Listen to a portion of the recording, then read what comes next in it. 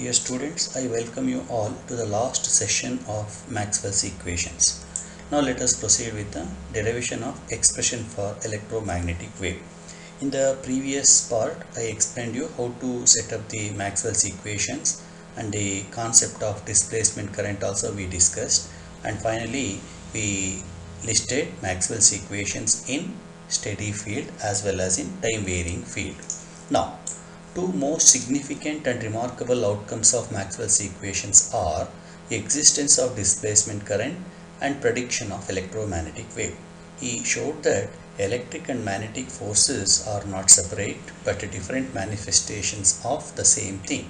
He realized that oscillating charges produce time varying electric and magnetic fields, and these changing fields would propagate from the source like a wave called electromagnetic wave. Now let us derive the expression. Consider Maxwell's equation in homogeneous medium. This is equation number 3. That is del cross E equals minus dou B by dou T. B is nothing but mu into H, so we can write in this form. Next, take curl on both the sides, so del cross here and del cross here. Then it becomes mu into dou by dou T of del cross H. In vector calculus, we have this standard relation del cross H, that is curl of a curl is equal to del into del dot H minus del square H, where H is a vector. So if you use this relation, you can rewrite this equation in this form. So this LHS is completely replaced by this term, but H is nothing but E. So del of del dot E minus del square E equals so much. RHS remains same. Further, recall Maxwell's equation number 1, which we discussed in the previous session. Del dot T equals rho V, where rho suffix V is volume charge density, or it can be even del dot E is equal to rho V divided by epsilon. Then del of rho V by E, so this first term I am replacing by this equation, minus second term as it is and RHS also as it is. Proceed further. This is our Maxwell's equation number 4. Del cross H is equal to J plus epsilon into dou E divided by dou T. Actually it was dou D divided by dou T, but D is replaced by epsilon into E. So we have this equation. Then RHS becomes minus mu dou by dou T. In the place of del cross H I have this. Then split. We have minus mu into dou J by dou T, dou J divided by dou T, minus mu epsilon dou square E by dou T square. Well, reshuffle the terms, then you get this equation, that is del square E minus mu epsilon dou square E by dou T square, that is equal to mu into dou J by dou T plus del of rho V by epsilon. So I just rearranged the terms. Next, we are talking about electromagnetic wave in free space, and in free space there is no electric current, therefore current density is 0, and in free space there are no charges, therefore charge density is also 0, and mu becomes mu naught, epsilon becomes epsilon naught. So if you substitute this condition in the equation number 1, then what happens? This becomes 0 because J is 0. This becomes 0 because rho is 0. So we finally reduce to this form. Del square E minus mu naught epsilon naught dou square E by dou T square equals 0. Recall this equation. This you studied already in one of the previous chapters, even in waves and oscillations also. Del square Y minus 1 by V square into dou square Y by dou T square equals 0 is a wave equation. It is a second order differential equation for a wave traveling with velocity V. Now you make comparison of these two, equation number 2 and 3. So in the place of 1 by V square, we have mu naught epsilon naught.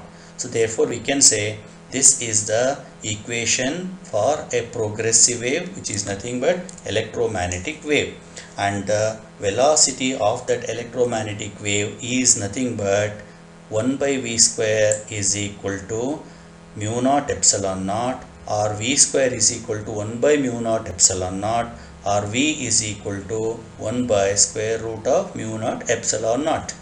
Mu naught permeability and epsilon naught permittivity of free space. You know the values of mu naught and epsilon naught. Substitute here, you get the value of V, which is exactly 3 into 10 power 8 meter per second.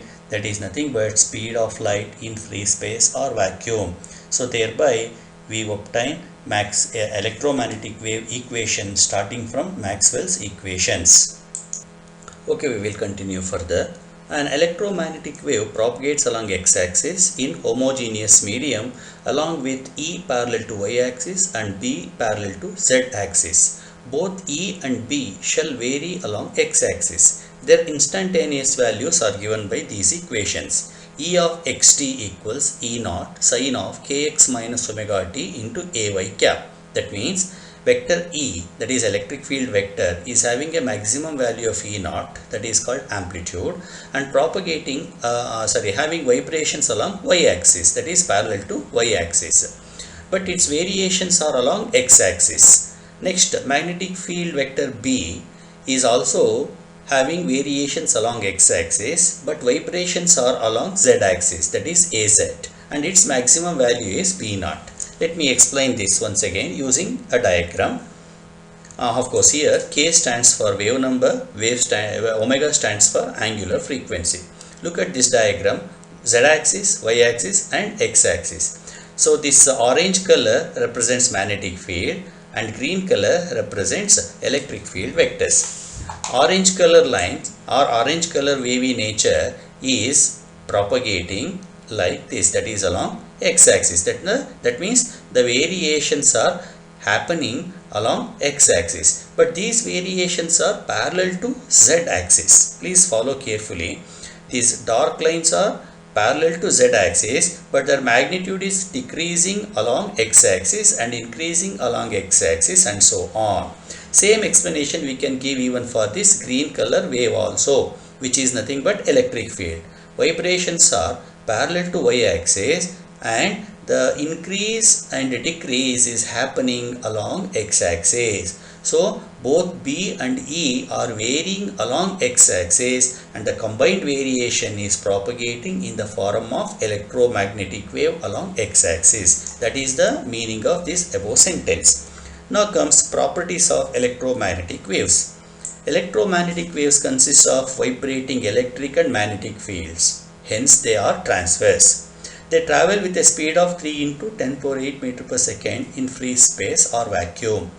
They transmit energy through matter or across the space. Of course, they undergo reflection, refraction, diffraction, polarization, etc. Photoelectric effect, Compton effect and pair production are some exclusive properties of electromagnetic waves. Although all electromagnetic waves travel at same speed across the space, they differ in wavelength, frequency and energy. They exert pressure on the surface of incidence. It is known as radiation pressure. Further, velocity of electromagnetic wave is given by C equals 1 by square root of mu naught epsilon naught in vacuum. This is in terms of magnetic and electric parameters.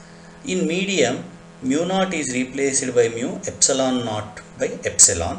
Next, velocity is also given by omega divided by k. It is also is equal to f into lambda. That is in terms of wave parameters.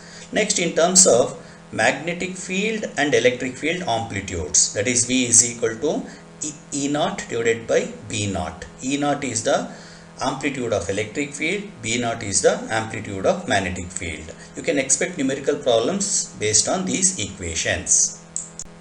Just now I said light is a transverse wave. In transverse wave, vibrations are perpendicular to the direction of propagation, and polarization is an exclusive property of transverse wave. The electric component of an electromagnetic wave can oscillate in any direction perpendicular to the direction of wave propagation. Suppose that the wave is propagating in x direction, then electric field can oscillate in any direction that lies in the yz plane. Such wave, which consists of all possible vibrations, is known as unpolarized wave.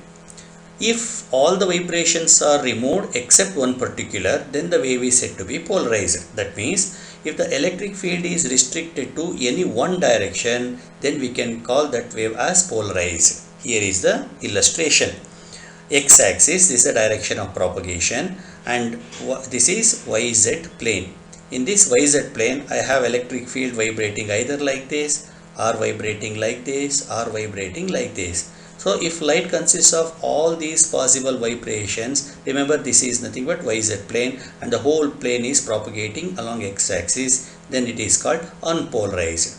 Somehow remove all the vibrations, retain only this green color one, then we have only one type of vibration. So this is nothing but polarized light or polarized wave. In polarization, there are three types, namely linear polarization, circular polarization and elliptical polarization. Let me continue. Types of polarization. If the orientation of the E field vector, that is electric field vector, does not change, then we can say that the wave is linearly polarized. The tip of electric field vector along a particular axis describes a straight line. Hence, it is known as linear polarization. And the wave equation for linearly polarized light is here. So, only one component of electric field vector and it is along y-axis. Next comes circular. If we combine two linearly polarized waves of equal amplitude of E, but one is in y direction, the other one is in z direction, having a phase difference of pi by 2, then we obtain a circularly polarized wave. The tip of the resultant E vector traces out a circle in the plane perpendicular to direction of propagation. Because of that, the name is circular polarization. Remember, here we are considering two linearly polarized waves. Both of them are having same amount of E. E naught is same. But one is in y direction, the other one is in z direction, and of course they have phase difference of pi by 2. And the equations are E of xt equals E naught sin omega t minus kx into ay. So it is in y direction. This is in z direction. Look at this, E naught is same and all the parameters are same, but there is an additional phase of pi by 2. So when you combine these two waves, the resultant wave will be circularly polarized. Next comes elliptical. If we combine two linearly polarized waves of unequal amplitude, so here it is equal, here it is unequal, but the phase difference is once again pi by 2, then we obtain elliptically polarized wave. The tip of the resultant vector traces out an ellipse in the plane perpendicular to direction of propagation. Because of that, the name is elliptical polarization. So the difference is, here amplitudes are same, here amplitudes are different, but phase here also pi by 2, here also pi by 2. The equation elliptically polarized wave will have these two components. Look at this, I don't have E naught, here it is E1, here it is E2, and of course the remaining terms as it is. So that's all about the types of polarization. I will show you small video where you can easily make out these three different types of polarizations. Here I have a small video for you which shows linear polarization. So it goes like this. This is the electric field vector. Observe carefully the tip. It is decreasing along this axis, increasing and again decreasing. That means the electric field vector is varying only along a straight line. Hence, it is termed as linear polarization. So, it is varying along one particular axis and that particular plane is perpendicular to direction of propagation. So, this is about linear polarization. Now comes circular polarization. See here, this is one electric field vector and this is another electric field vector. Okay, you can take this as along y axis and this as along z axis. They both are having same amplitude, but the phase difference between them is pi by 2. So this is the essential and required condition for circular polarization. As this Ez and Ey vary, the resultant vector will trace a circle like this. So it goes like this.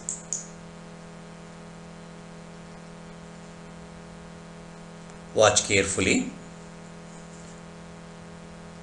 That blue color line is the resultant E vector. It is tracing a circle because of variations of two component electric fields. Hence it is known as circular polarization. And finally, elliptical polarization.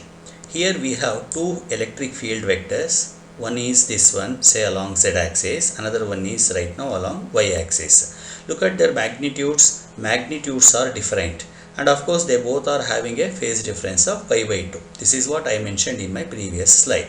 As these two electric vectors vary, the resultant of those two will trace an elliptical path. Hence the name is elliptical polarization. It goes like this. Watch carefully that pink color. So it is tracing elliptical path. Therefore it is known as elliptically polarized light.